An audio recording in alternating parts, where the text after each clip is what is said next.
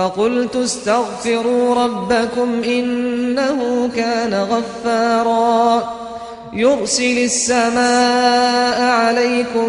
مدرارا ويمددكم بأموال وبنين ويجعل لكم جنات ويجعل لكم أنهارا